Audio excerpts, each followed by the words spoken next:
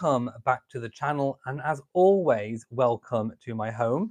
It's another edition of my weekly royal podcast talk show, whatever you want to call it, however you want to consume this. I am back weekly with Talk of the Crown, so hello and welcome. As always, this is over to you guys. I do have a few things loosely planned in a handwritten notebook that I can talk about, but I like to answer your questions. So anything that you want to ask me about what's going on in the royal world, then this is your chance and opportunity. So it's very, very much led by you. Now, I am trying something different at the top of this chat because I'm not live streaming off my home Wi-Fi. I'm doing it off mobile data because we've had a few issues with my Wi-Fi has just decided to go haywire every single time I do a live stream recently. So we're going to try it on the mobile data and see if it's any better. So if at any point in the chat you can't hear me, see me, please let me know, and I will attempt to do something about it. But it seems like it's all working really well for now. So I can see a few people dropping into the chat room. So I'll say hi to some of you, but I won't be able to say hi to all of you once the conversation gets going. So hello to Christine, there's MS, Marcia, Gregory, Maxine, Carolyn, Laura, Betsy, and Katruna. Hello to all of you early birds in the chat. Shall I start by describing the outfit and the jewels before we move on? It'll give you a chance to ask some questions. So this is one of my favorite rings, and I said this last week and I'll say it again. I would love a real one of these, and I have actually seen some real ones very, very similar in a local jeweller's second hand, but they're about £6,000 for something of that kind of size. You're talking £6,000, £7,000, £8,000, but you can get them. I would love a real one. Of course, this is a replica of the late Princess Diana's, or Diana, Princess of Wales, as she is correctly known as, ring, which is now in the possession of you know who. So the least said about that, the better. But I love this ring. It's fantastic. Of course, I'm wearing Granny's tiara, of course, Queen Mary's tiara, a firm favourite of both Queen Mary and Queen Elizabeth II. I'm wearing Queen Elizabeth II's Japanese pearl and diamond choker. Of course, Catherine, as Duchess of Cambridge and I think as Princess of Wales as well, has worn this. And I'm wearing the Canadian maple leaf brooch. There's no reason why I'm wearing this. Isn't anything particularly Canadian going on right now, but I just thought it looked lovely. I haven't worn it for a while, and I just love it. So we haven't got the long hanging pearls because it does tend to clank sometimes with the microphone. And of course, my velour sort of purple suede jacket. So there we go. That is the outfit from today. Someone from Staffordshire in the UK. That's not terribly far from where I am from. Hello to Carol.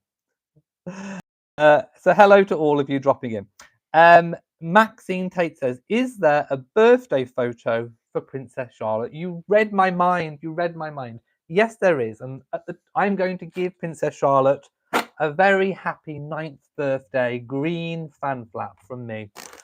It is her birthday. She's 9 years old today. Can you believe it? 9 years old. It only seems like yesterday from when she was born. And of course, it is only a short time since we celebrated Prince Louis's birthday, and we did eventually get a photo for Prince Louis's birthday. Now, I explained this at the time of Prince Louis's birthday photograph being released, and I'll do it again for the benefit of those of you that haven't seen that video. So normally when there is a royal child's birthday, in recent years, so we're talking fairly recent precedent, it has been the custom for the palace, Kensington Palace, to release a photo to the media ahead of the birthday. And that is usually embargoed until 12 a.m. on their birthday. Then it is released typically on social media, released to the press, ready so that it can make the online social medias, but also it can be printed in advance for the day physical print newspapers. Now, we saw a departure from that with Prince Louis's birthday photograph, and of course, they released it in the early hours of the morning. So we're talking, I don't know, it was released about 6 a.m., 7 a.m., possibly as late as 9 a.m. And I think Princess Charlotte's wasn't released until past 9 a.m.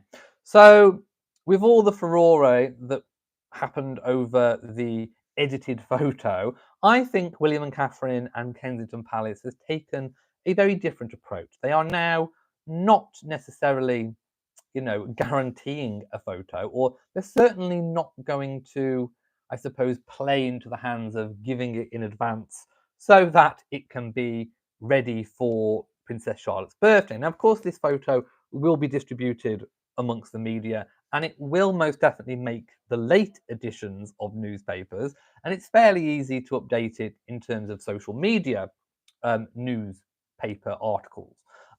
But it probably won't reach the majority of physical print newspapers until the following day. So I do feel that this is a little bit of a slap to the media. It is a little bit of putting down, perhaps over how the media treated Catherine during during her absence, when, of course, she was recovering from surgery from cancer, which we all didn't know about at the time.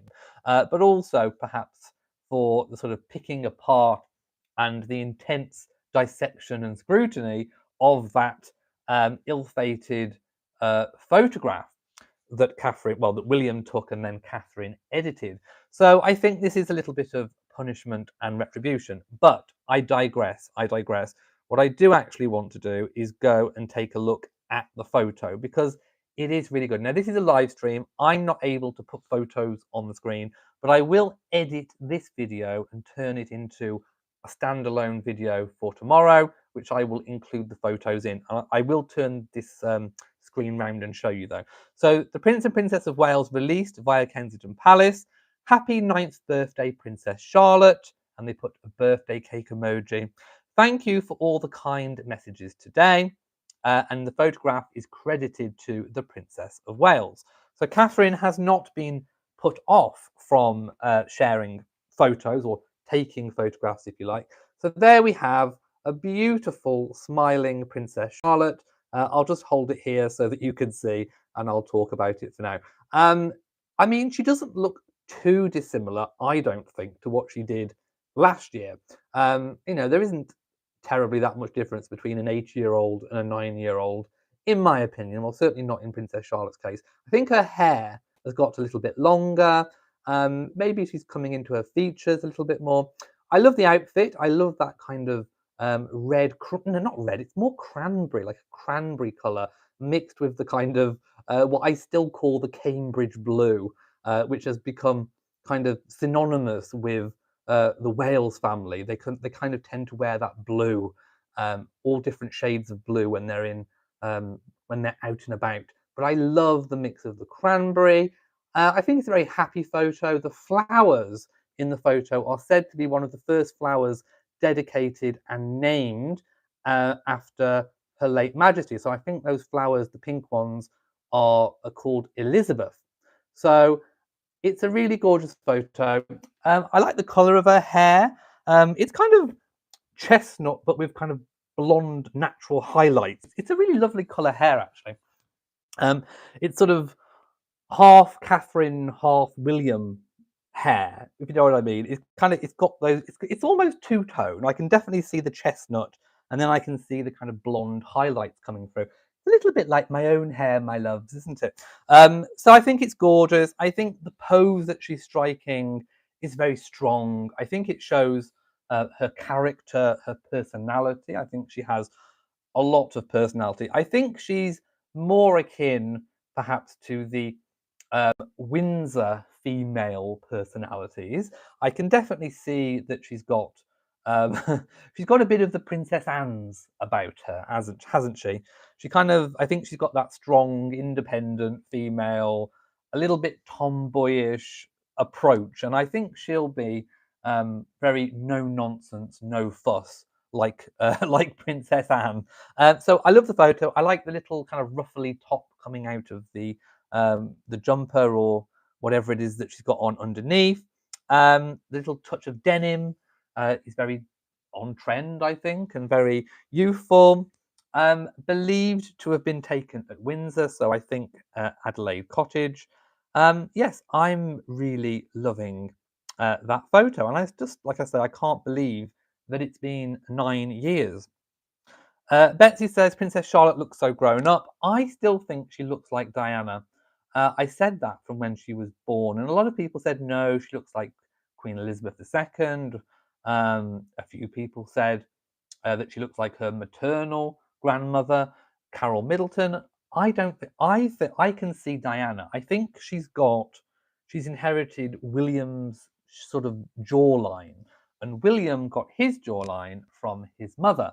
So I think she looks very much like Diana. I think in the eye area, there's I can see Diana and maybe a little bit of touch of the late Queen. But children change as they grow older. But I've always seen Diana in Charlotte. So we'll see how she grows. Um, Caroline says saw her birthday photo on Instagram all over social media. It's everywhere. Gregory says happy birthday, Princess Charlotte. Next year, 2 digits. Yes, it's the big 10. Anomalous says, when do you think the next shift in the line of succession will be? Who will be affected? And when do you think the next royal baby will be born? And to whom? Well, okay, let's start with the next shift in the line of succession. So, the next, I suppose, shift in the line of succession would be due to the passing of His Majesty, King Charles III. And of course, when he ascended to the throne, nobody thought that we'd be thinking about, his passing. But in recent months, we have had time to reflect due to his cancer diagnosis and his treatment that he's undergoing. We've sort of come to the realization, I think, sooner than what we would have done otherwise, that he's not going to be around forever, and that this line of succession is very important. And of course, with a line of succession, with a hereditary monarchy, we know where it's going to go next. So we know that William is going to be next. Now, we don't have a crystal ball. I can't look into the future with my goggles and predict how long King Charles is going to live for. That would be treason. I might find myself locked away in the tower. But no, we don't know. What we do know is that his parents, the late Duke of Edinburgh and Her late Majesty, lived into their mid to late 90s. Will King Charles live the same? I don't know. He's got 10, 25, 10 or 25 years left. So, William potentially could inherit the throne as early as maybe when William's 50, or it could be when he's 60, or it could be when he's 65. But I don't think William's going to inherit it any later than age 65.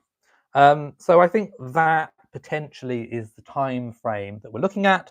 It's a bit of an impossible question to answer, and I'm not going to go any further because I don't want to find myself locked away in the tower. That would take a lot of explaining to do. Okay, when do I think the next royal baby will be born, and to whom? Well, I think Princess Anne is done with having children now. The same for Edward and Sophie. I think that would be a bit of a miracle at this point. I mean, potentially Zara and Mike could have another baby. I think Catherine and William are done. I think Harry and Meghan are done. I mean, they said they weren't going to have, I think, any more than 2 children. So I think they're probably done.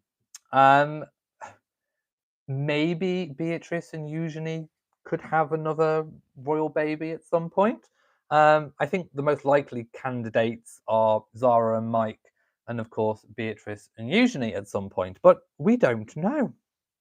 But Camilla and King Charles and Camilla might surprise us with a royal baby. Oh, the Parker Bowles dynasty will commence. My goodness. Marion says, aquamarine is my birthstone. Love the different colours of blue in the stones. I love an aquamarine. It's one of my favourite stones. My birthday is, I share a royal birthday, actually. August the 4th is, of course, the late uh, Queen Mother's birthday.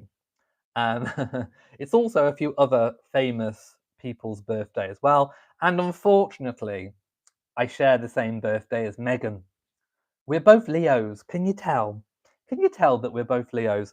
Anyway, the least said about that connection, the better. But I do. I'm more. I guess I more assimilate with Her late Majesty the Queen Mother. Anyway, um, so my birthstone is peridot. I think you pronounce it peridot and not peridot, but it's peridot. It's kind of like a green, like a muted green color. And I don't actually have many pieces in peridot. So that's one thing that I would really like to sort of, up. I would like to increase my jewelry collection with peridot.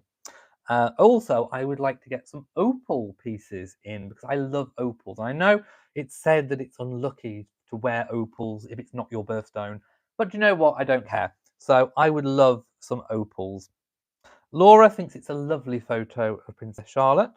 Anomalous says, do you think Prince Archie will get a royal family social media shout out like Prince George and Princess Charlotte and Prince Louis? Did we have one last time? I'm trying to think if we had one for Lilibet's birthday. That detail escapes me. But no, I think it's a weird one because Harry and Meghan have kind of, alluded to the fact that they want their privacy, and they choose to sort of share things about their children when they want to. So, I think the palace could be quite legitimate in respecting their wishes and not mentioning them at all on their social medias for their birthday. Who knows? But then maybe that's what Harry and Meghan, maybe Harry and Meghan want them to acknowledge their birthday. Um, and that would be okay, but they wouldn't want them maybe putting out photos. I don't know. We're going to have to wait and see with that one. Trying to predict what Harry and Meghan want is just impossible because they keep changing their minds so much. Sandy says, "Happy birthday, Princess Charlotte," and she thinks that she looks like her great grandmother, the Queen. And Jennifer says, "Yes, she does." And Marcia says she looks like her father's side of the family, very outdoorsy, judging by the blonde streaks. Yes, kind of natural blonde highlights, which I'm loving. Kate T says she looks like William to me. She's got that face, the jawline, especially the lower jaw. Rachel says, to alter a quote from my uncle, she looks like Charlotte Diana Elizabeth. Yes, everyone looks like themselves. Rhonda says, William's mini-me. William looks like Diana, but also looks like Prince Edward. Oh my goodness, yes. I've been watching a few documentaries that came up recommended on my YouTube, where Prince Edward, did back when he was making commercial programs. He was kind of going around Britain telling us about British history and the monarchy and all kinds of things. And when you look at him at that age, William looks the spit of Prince Edward. They do look incredibly similar. So yes, I think William looks like Diana, but as he's gotten older, I think he definitely looks like Prince Edward. Definitely. Jennifer says Princess Beatrice will have another child. That would be another one on the line of succession. It would indeed. And What's News says the beautiful parents certainly produced beautiful children. They did indeed. Beverly says Charles's grandmothers both lived to a great age, and so did Queen Mary. They did, but we don't have a crystal ball. No one knows how long anyone is going to live for.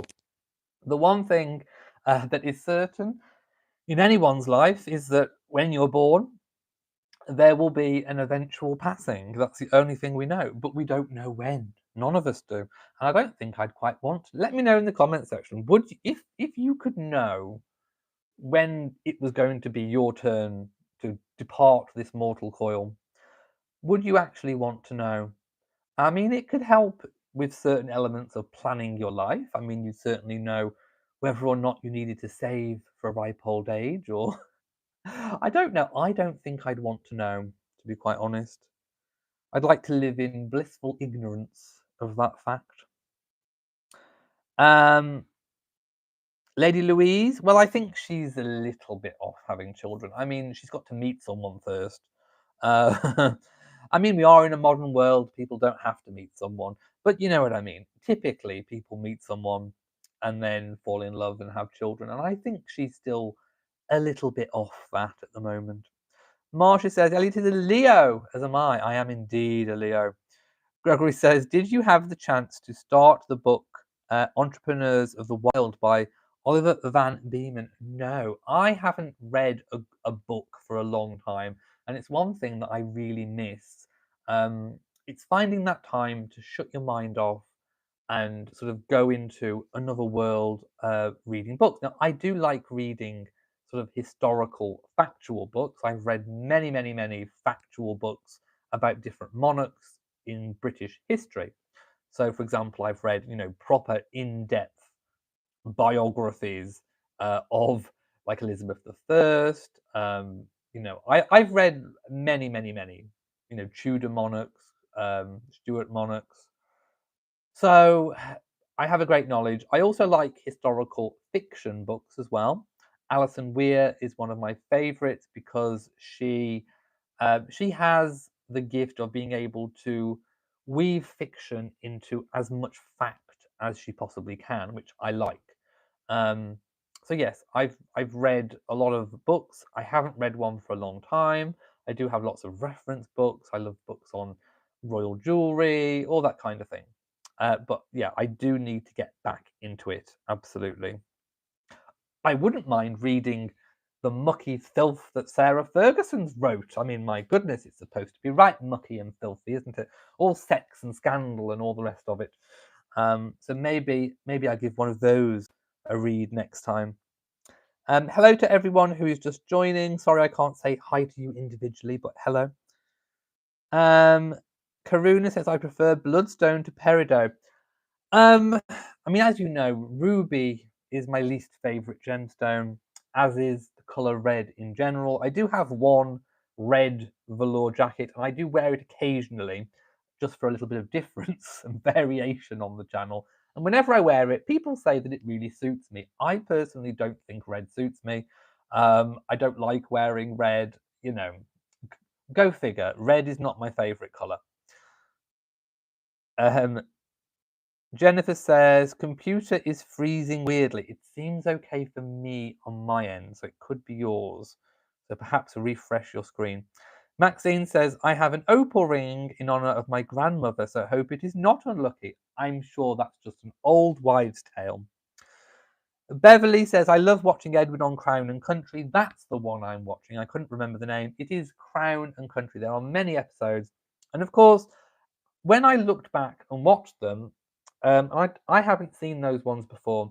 I actually think Edward did a very good job of presenting, and the information and the level of access that he was able to get, of course, was really good.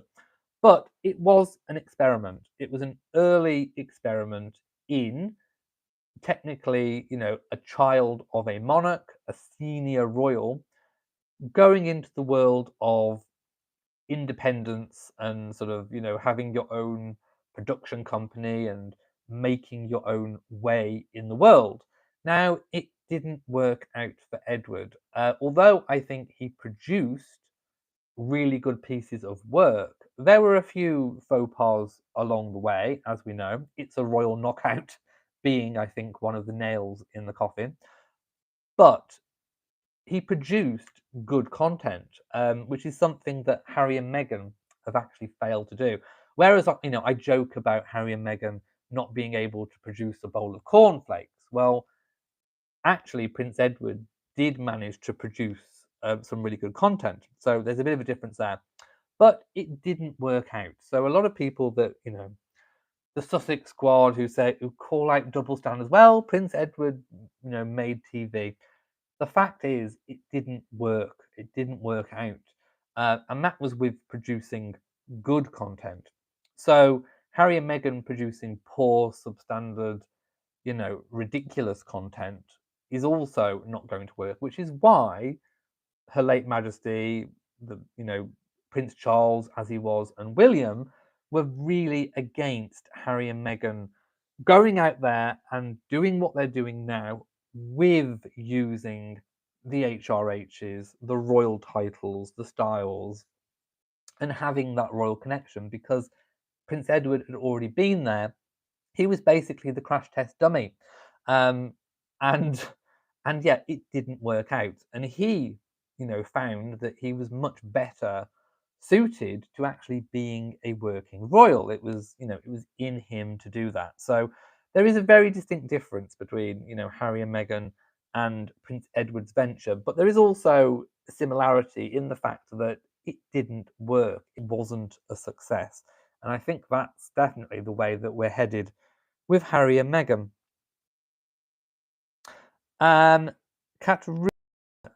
Kate says this stream has been perfect quality for me. Maybe the way forward is definitely turning off the Wi-Fi and streaming on my mobile data. Katarina says bloodstone is more green with red streaks, although I must say my favourite stone is emerald. I don't have many emeralds either, so I would like to up my emerald content. I don't have anything against the colour green. In fact, I love, love, love, love one of Queen Elizabeth's tiaras that's got the it can have pearls or it can have emerald drops. I think it's the Vladimir tiara. It's the one with the circles, and it's got interchangeable. You can have pearl drops or you can have emerald drops, and I do really love it with the emerald drops. Jan says you might like the author Hilary Mantel. I have heard of her, and recommending Bring Up the Bodies. Ooh, sounds.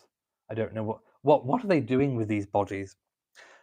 Kathleen says if Harry and Meghan are so hyped on security, why are they going to a country that the US State Department has deemed dangerous? Well, it's all a load of waffle, isn't it, my loves? We all know that their reluctance, or Harry's reluctance, to bring his family or bring Meghan to the UK because of security, it's a complete load of nonsense. They're making it up because they want to be internationally protected people, and it's just not going to happen. Harry is not going to get guaranteed, dedicated security every time he comes to the UK. At the moment, as I've said before, what they are doing is providing it on a case-by-case basis. Harry has to inform them that he's coming. They decide whether or not he needs a police escort from the airport to wherever he's staying, but it is not guaranteed. And Harry wants the guarantee of being like an internationally protected person, which is a status that, of course, Megsy baby, would revel in.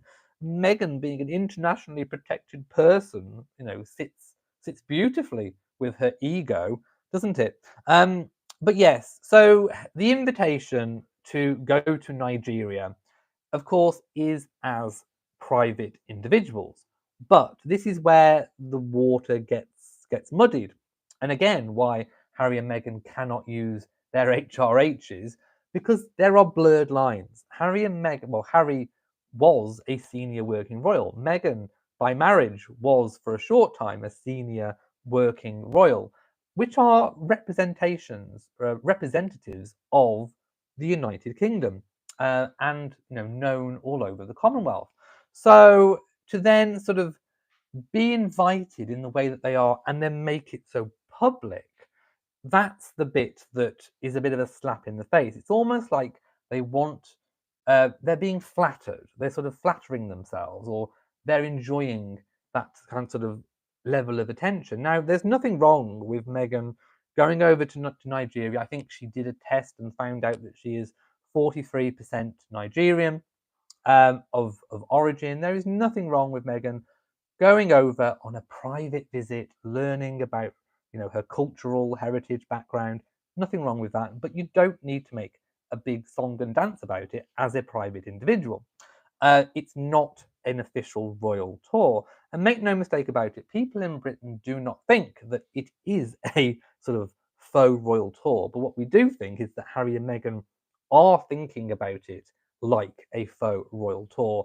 You can guarantee that they will be having their photographers there. They'll take them along with them. You can guarantee that probably Netflix cameras will be along for the jaunt. So it's not really a private endeavor. It is most definitely to make money, and for them to feel important. And like I said in a previous video, the last time I think sort of an ex-working royal was invited to a country on a sort of private basis was, of course, Edward and Wallis when they were invited by Adolf Hitler to sort of Nazi Germany. I think it was 1936 or 1937, before everything kicked off in the way that it did. But they were invited, and of course, it flattered Wallis Simpson's ego. And of course, Edward was delighted to have been invited because he could sort of give Wallis that status that she felt that she needed or wanted or craved. And it's the same thing with Meghan repeating itself. Now, I'm not comparing modern day Nigeria to Nazi Germany. Let's get that straight, because someone in the comments said, "Are you comparing it?" No, I am not comparing it. What I'm saying is the invitation of the ex-working royals is comparable. Um, and I suppose that level of wanting to be flattered is comparable. That ego, that drive for the ego is very comparable. And I think that's what they are getting out of it. Now, of course, what Nigeria want is to host an upcoming Invictus Games. So that's what they want out of it. And I think they're not concerned over whose toes they step on to get there. It is a bit of a diplomatic nightmare. They have got to be careful not to sort of step on and ruin relations with Britain. So, you know, it is a very delicate situation. It depends how Harry and Meghan are going to handle it when they are there. Are they going to behave sort of, properly, or are they going to be very, flamboyant all over the place, Netflix cameras everywhere, photographers everywhere? Are they finally going to flaunt their children for cash and all the rest of it? We don't know. It's going to be a soap opera. And you know what? I am here for watching every moment of it because I think it's going to be an absolute SH1T show. Most definitely. Right, I'm going to scoop down to the bottom of the comments. Let's have a look. Let's read the Nigeria comments. Katarina says, yes, Edward and Wallis trip to visit Hitler. I believe the same reasoning is behind this trip. Thank goodness it's not as bad of a situation. Well, that is one thing we can be grateful for. Christine says, the Duke and Duchess, Nigeria needs better PR. They most certainly do, because their PR is on the floor right now. Beverly Todd says, there is no such nationality as Nigerian. It is a country made up of different ethnic groups. Also, to be nearly 50% Nigerian, one of her parents needs to be nearly 100% Nigerian. I have no idea how Meghan got to the 43% Nigerian comment. I have no idea even if it is true and correct. All we know is that is what Meghan has said. That's what she's claimed. Now, we know that, things that come out of Harry and Meghan's mouths, once they have been fact-checked or logic has been applied to it, they don't exactly stack up. But let's roll with the 43% that Meghan is saying. I have nothing to say about her being 43% Nigerian. That is nothing to do with me. Like I said, if she wants to go and, experience culture and explore her heritage, that's her business. It's nothing to do with me. She's entitled to go and do whatever she wants. But what I feel is that she's going to make an absolute spectacle out of it. Netflix cameras, photographers, all the rest of it. She certainly isn't doing it for just private satisfaction. Um, that's the key issue. Gregory says, the Duke and Duchess, sometimes I think they do it on purpose. I think they do. Carissa says, I'm so tired of hearing about Harry and Meghan. Oh, I know, it's so droll. I know people won't quit talking, but it's kind of like giving a toddler attention when they throw a fit. It is, but this is not the sort of attention, though, that Harry and Meghan want. Harry and Meghan are perpetually after good press. They are perpetually after people praising them, perpetually after people blowing wind up their bottoms. So the type of press that they are getting isn't the sort that they want. And I think that probably drives them to keep wanting the attention, just in case someone throws them a bone out there. But no, it's certainly not the sort of attention that I think they are looking for. Christine says she made it up. I have no idea. Maybe it's just girl math. I don't know. Lizzie B says, I finally catch one of your live streams. Hello and welcome. Gregory says, at least you didn't say I am 43% Martian. Oh, you get a fan flap for that one. Do you know what? Maybe she is Martian. Who knows? Maybe she is. Lizzie says, why does she always focus on her mom's side of her heritage? She is also Caucasian on her father's side. Yes, exactly. Meghan is biracial, and no one should forget that just as much as she is 50% African American heritage through her mother's side of the family, she's also 50% white American via her father. So, yeah. Not to be forgotten. Christine thinks that there's more to this trip than meets the eye. I think a lot of it, I think Nigeria do want to host the Invictus Games. And I think one of the ways they think that they can get it is to woo Harry and flatter him and flatter his wife, which I think is probably going to work. I think Harry will probably end up hosting one of the future Invictus Games in Nigeria. It's probably going to work because they are rather gullible. But who knows? There could be more than meets the eye. I certainly think there's a certain element of winding up the establishment. I'm meaning the royal family and the British government. Of course, Harry has suffered a loss to the British government. They have won in terms of not providing him with the police protection that he deserves. So I think there's a little bit of trying to get revenge on the establishment. I think Harry and Meghan will try and make the biggest mountain out of this molehill that they possibly can. And I think it's a dig at the monarchy and the government as well. So I think it's a little bit of from Harry's side, sort of saying, look what we can do. Look what we can do. Look what trouble we can cause. And I think Nigeria has sort of played into that mindset for Harry. We all look at that and we just laugh because it's completely laughable. We can see straight through it, and I can give a couple of zaps of the laser for that one. We can see straight through it. It's very transparent. But I think that is what is going on in Harry's mind, if that makes sense. Missy says, might this trip be the last straw where Parliament steps in as they are pretending to be royal? I have said, and I will reiterate, I think you are correct. There will be a point where they push too far and then someone snaps. Doesn't necessarily have to be King Charles and William that do the snapping. If they push and poke and prod the government too much, that could, push Parliament into debating something that might not be in Harry and Meghan's favour. I'm talking, of course, about maybe stripping titles, styles, or even removal from the line of succession if they go too far. I don't think we are there at this point. There hasn't been any talk of that within the Parliament, but push too far. I don't know where this sort of where that line would be. I don't know. But if they keep pushing, they could find themselves having pushed too far.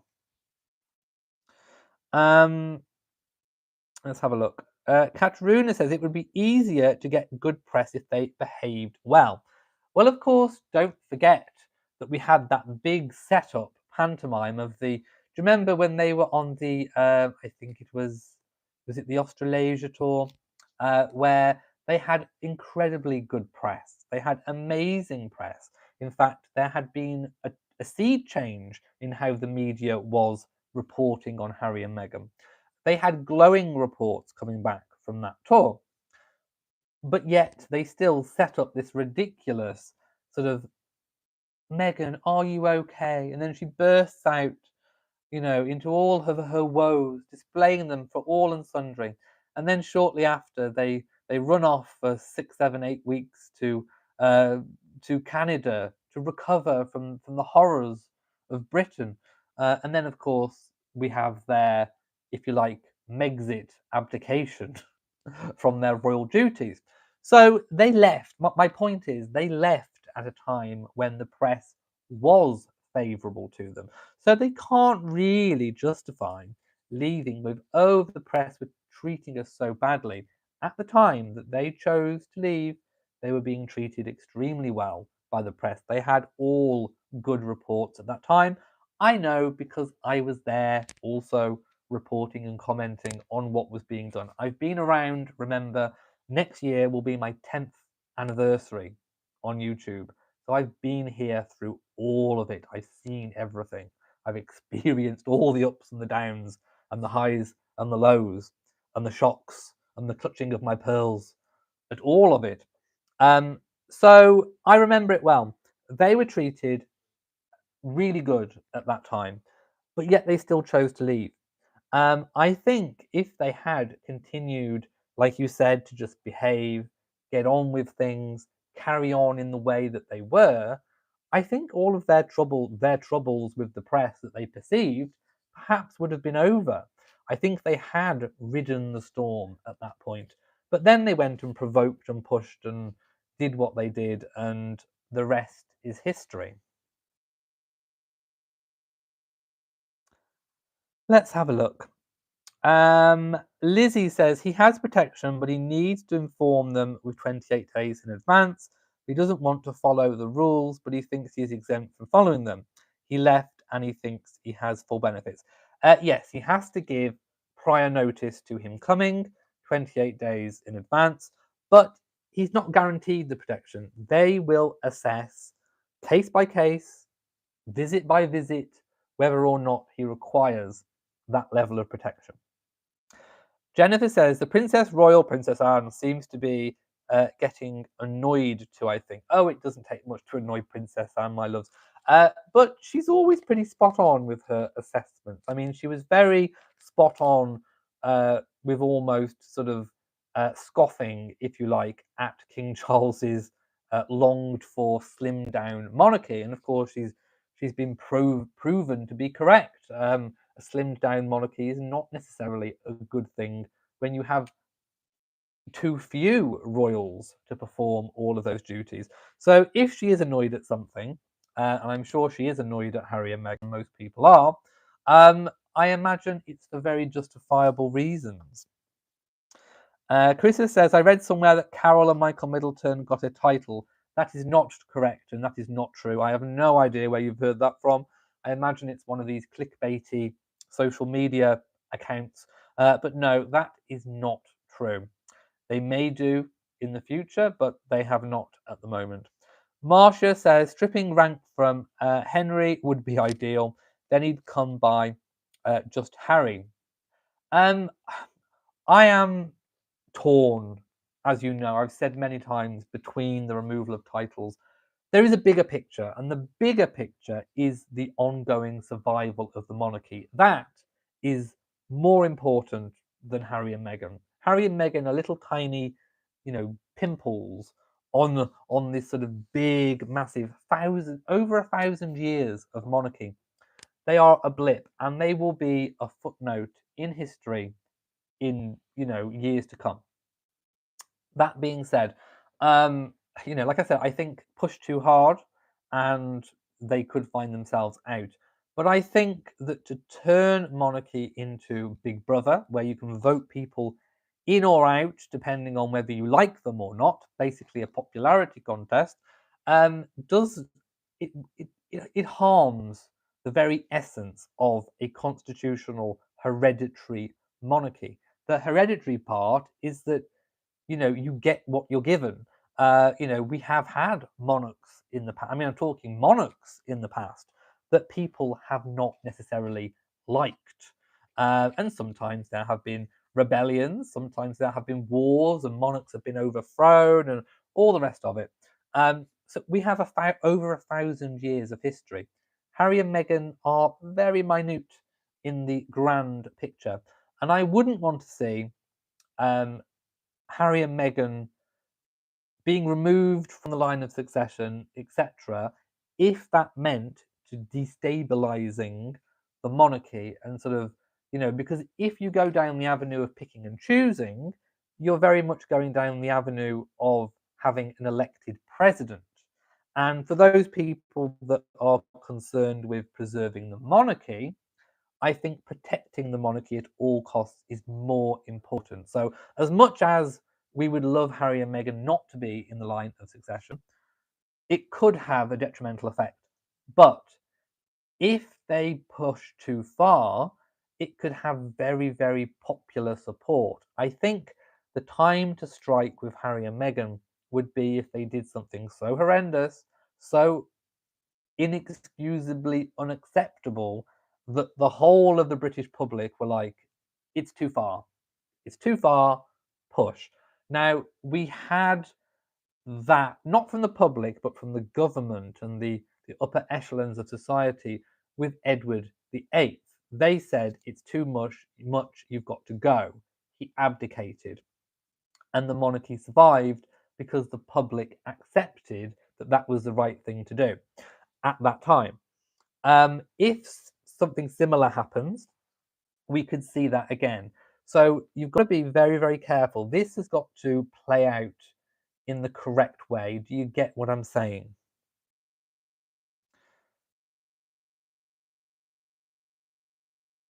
Let's have a look.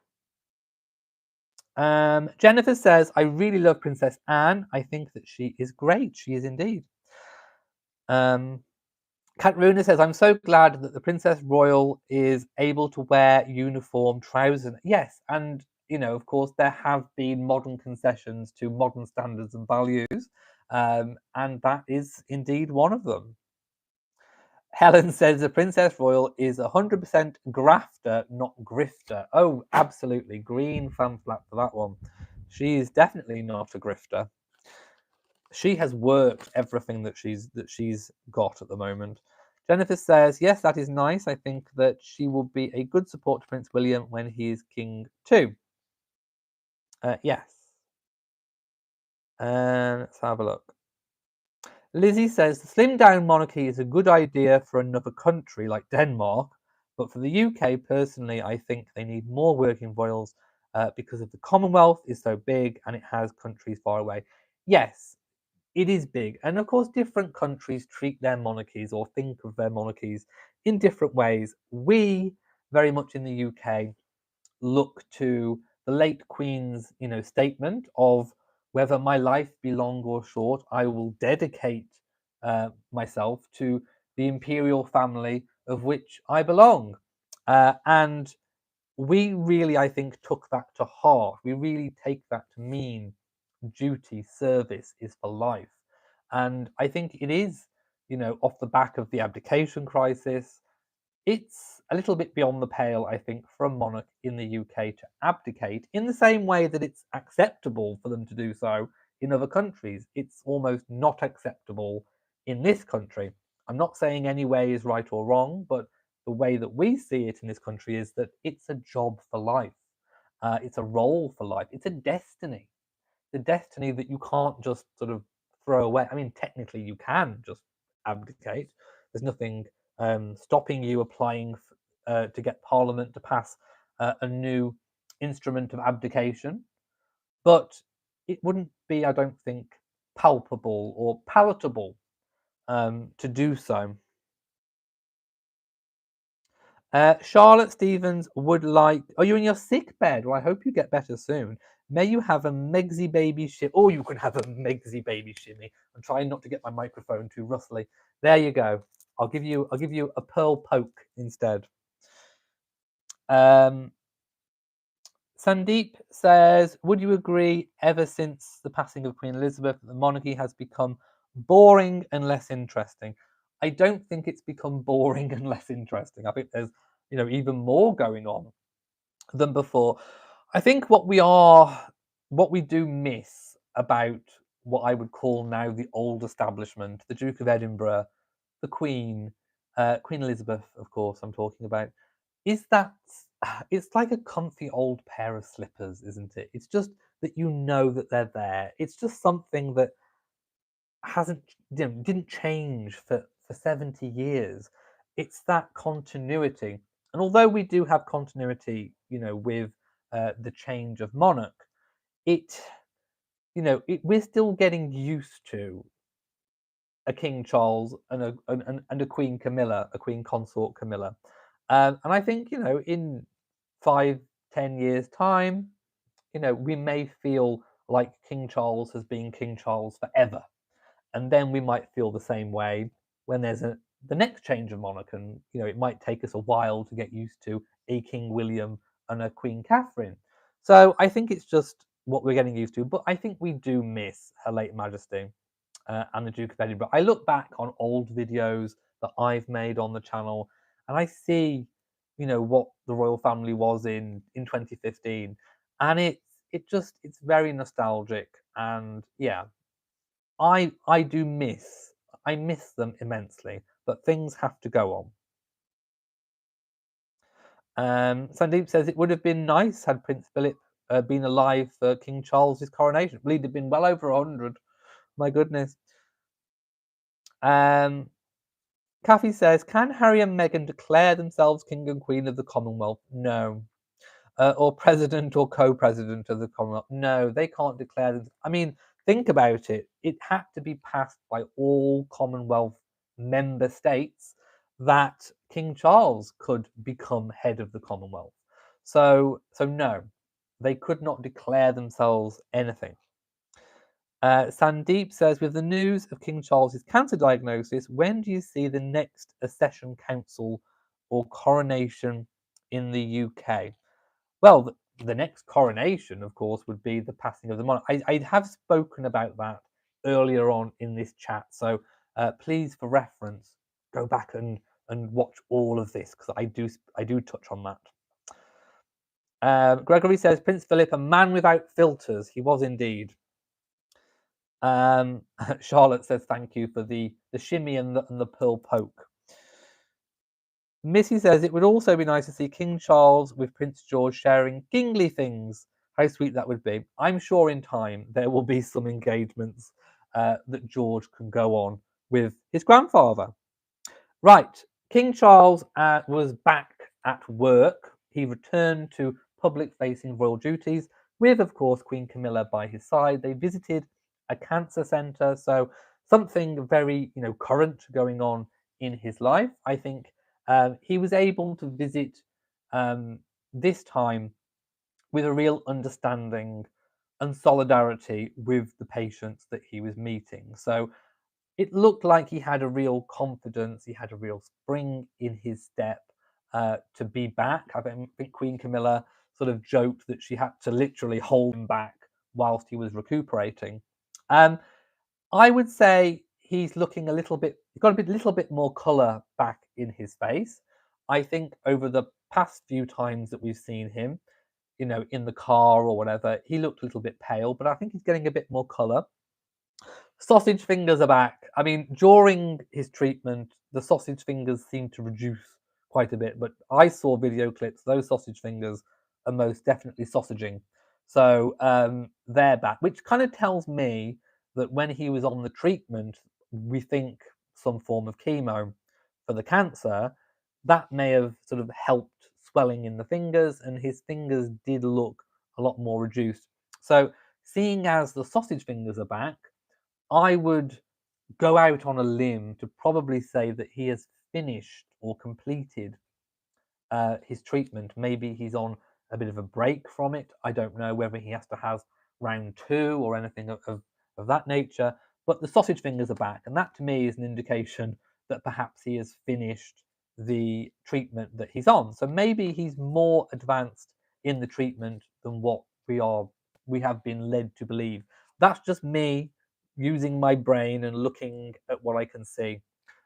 So I will say that is my own speculation. I don't know if I am true and correct on that one. We'll have to wait and see. But sausage fingers are back. He was wearing his T-Rex tie. Now we all know that when he wears his T-Rex tie, things get sassy. So the king meant business. I'm going to give that T-Rex tie most definitely a green fan flap. So I love his T-Rex tie. It's so sort of, you know, it shows his sense of humor. And I wonder who got him the T-Rex tie. I wonder if it was a family present. Maybe it was from William and Catherine. I don't know. Maybe it was a coronation present. But when he gets that T-Rex tie out, he means business. So he was out, I think, to meet people, to speak to them about their treatment, to explore what's going on in that cancer treatment centre, but also, to sort of have a good time as well. This was the first in-person public engagement, apart from that brief one at Windsor, that he's had since before Christmas.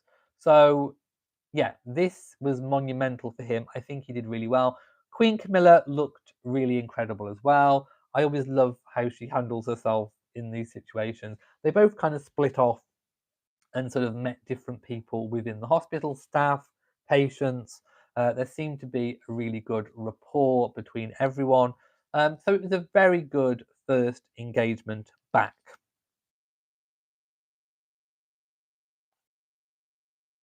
Let's have a look.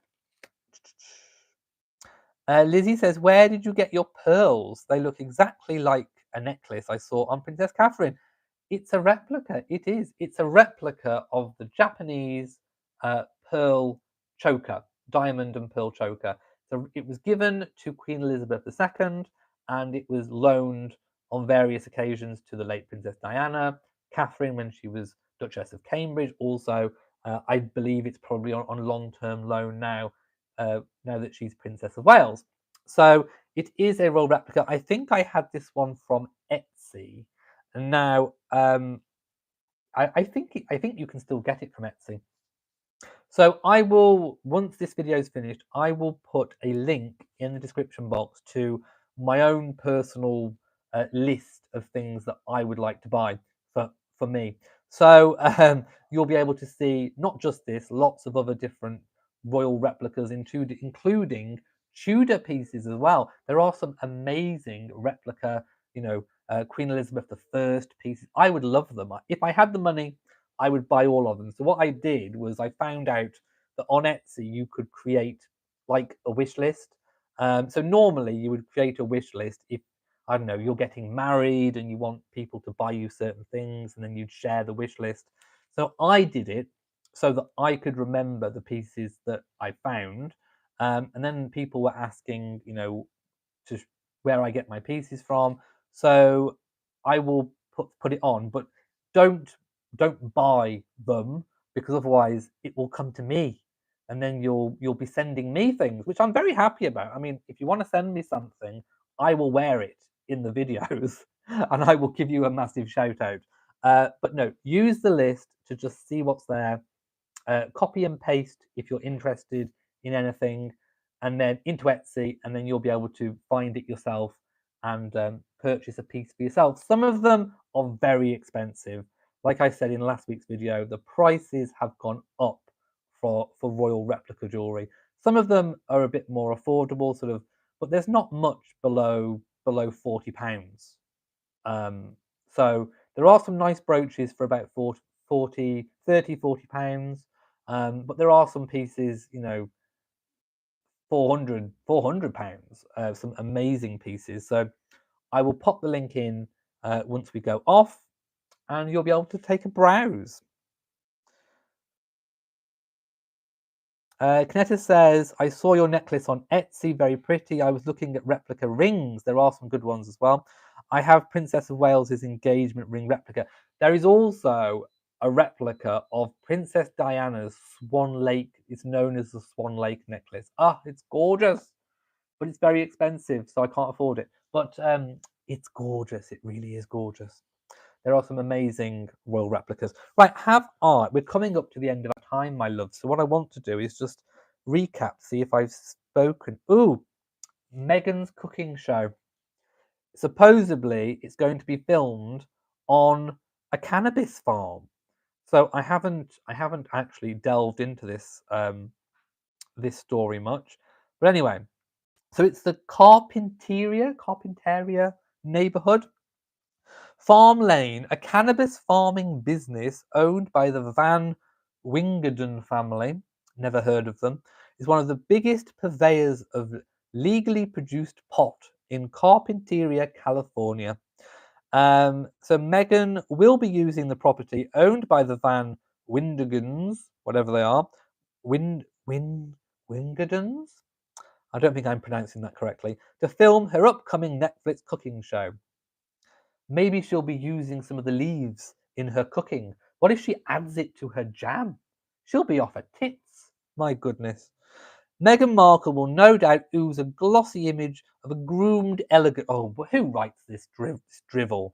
A glossy image of groomed elegance. My goodness. I'm going to give this article a big, massive red fan flap right from the start.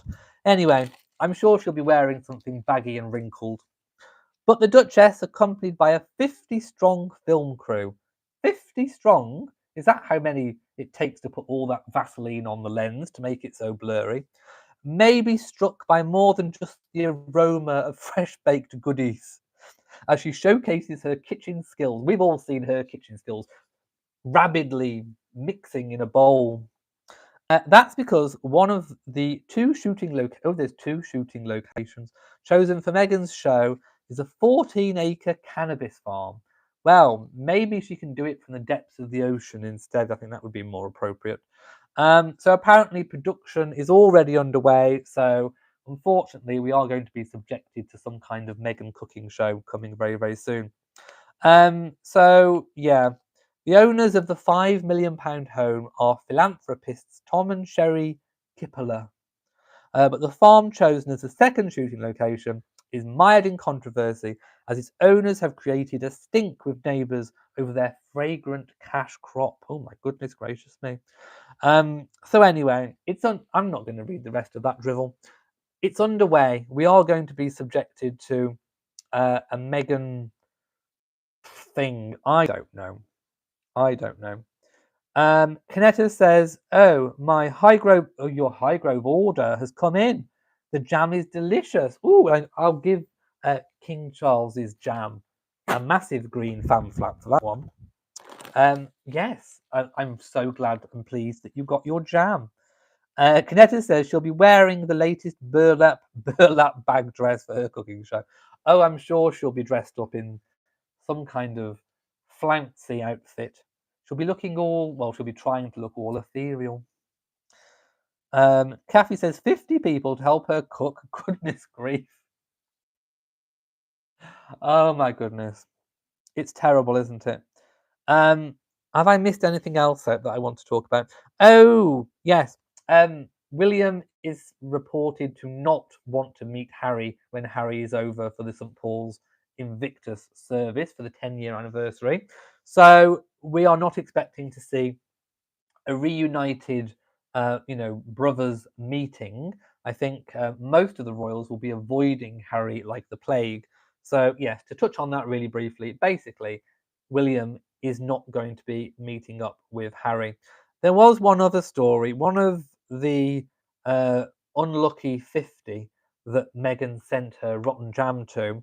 Garcelle Beauvais, hope I've pronounced that name correctly, made a jibe at our lovely Catherine for missing Lilibet's first birthday, I do believe. So I think this is a bit of a rehash of an old story, but Meghan has been sending her jam to people who have known to be anti-William and Catherine. So apparently, I've never seen her. She's a Real Housewives of Beverly Hills cast member. She lives in North Ridge, which is an 80-minute drive from Montecito. Has previously spoken about the royal family feud and opened up about her thoughts on the Prince and Princess of Wales. Garcelle said it was a very shady thing for the future king and queen to miss their niece Lilibet's first birthday when she celebrated it at Frogmore Cottage in 2022 during the late Queen Elizabeth's Platinum Jubilee. Now, on that day, William and Catherine were in Wales representing the Queen by overseeing concert rehearsals at Cardiff Castle, joined by George and Charlotte, who undertook their first official royal walkabout. So, how on earth could it be shady when they are doing their duty from the Queen? Let's not forget that all of these royal engagements are long planned. And William and Catherine are not going to skip a long planned royal engagement at the behest of Her late Majesty Queen Elizabeth just so they can be there to have a little bit of Meghan's jam for Lilibet's birthday.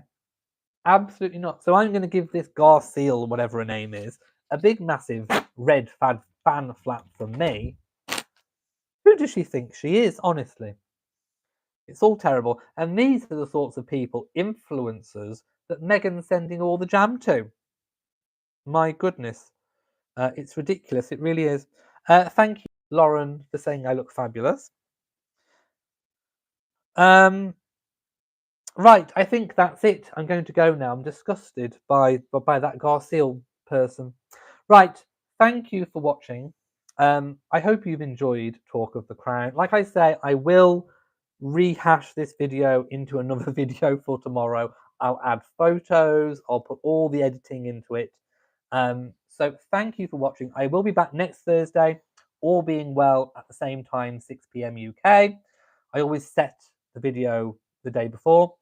So thank you for watching. Have a fantastic week.